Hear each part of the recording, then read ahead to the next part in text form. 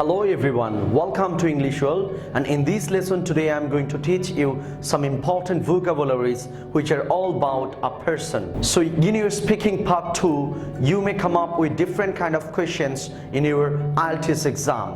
So for example, you may get the question that is all about a person. So in order to describe a person, we usually struggle with different kind of vocab. How we can give different kind of standard and sophisticated vocabs to our examiner.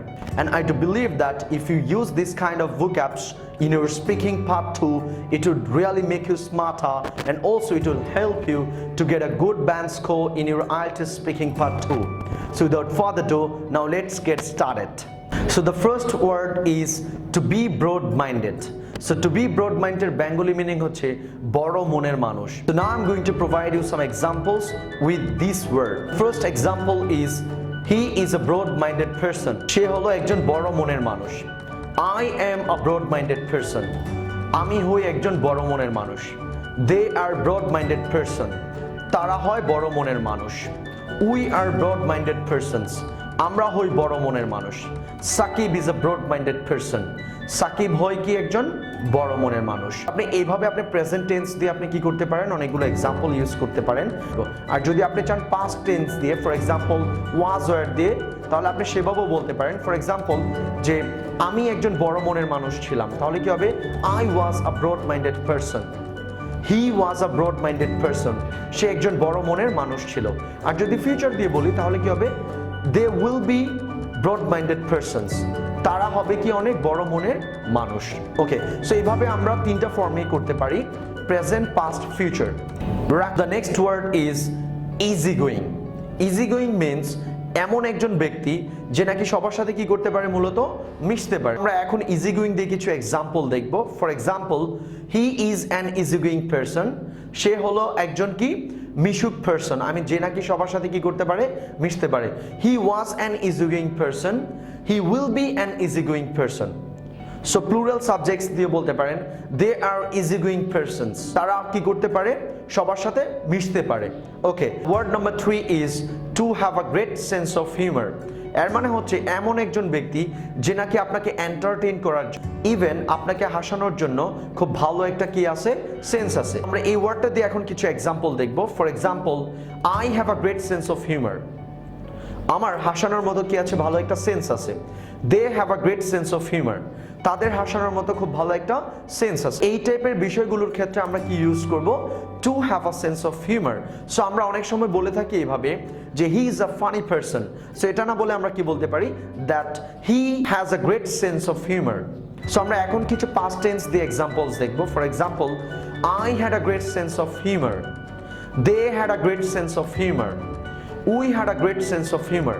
আমরা এইভাবে মূলত আমাদের sentences গুলোকে make করতে থাকব। The word number 4 is to bend over backwards to help others. এর মানে হলো very helpful. I mean এমন একজন ব্যক্তি যে নাকি সাহায্য করার জন্য কি করে, অনেক চেষ্টা করে।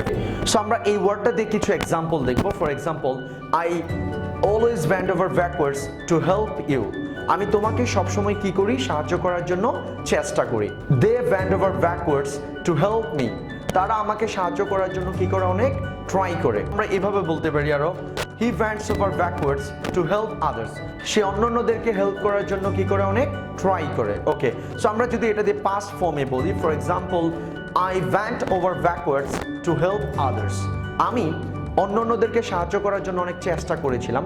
They went over backwards to help others. তারা অন্যদেরকে সাহায্য করার জন্য অনেক চেষ্টা করেছিল।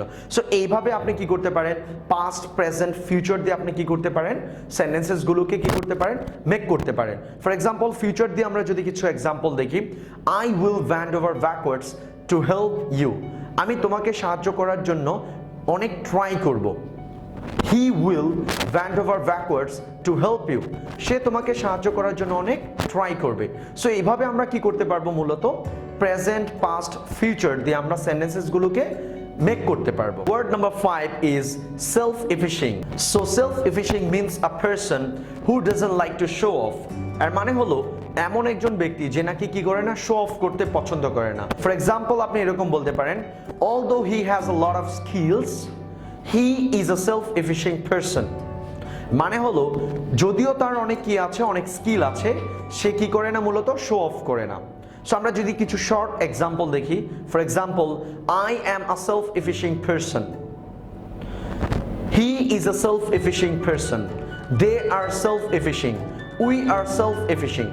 সো আমরা এইভাবে কি করতে পারবো, মূলত সেন্টেন্সেসগুলোকে মেক করতে পারি। ফর এক্সাম্পল, আপনি যদি পাস্টে বলেন, I was a self-efficient person, Rakib was a self-efficient person, they were self-efficient, I will be self-efficient. এভাবে অনেকগুলো সেন্টেন্সেস ট্রাই করব কি করার জন্য, মেক করার জন্য। The last word is down to earth. এর মানে হলো এমন একজন ব্যক্তি যে হলো অনেক সিম্পল, বাংলায় আমরা বলে থাকি অনেক সাদা মনের মানুষ, অনেক সিম্পল একজন person. For example, I am a down to earth person, আমি অনেক simple person. You are a down to earth person, তুমি একজন simple person. They are down to earth, তারা অনেক কি simple. We are down to earth, আমরা অনেক simple.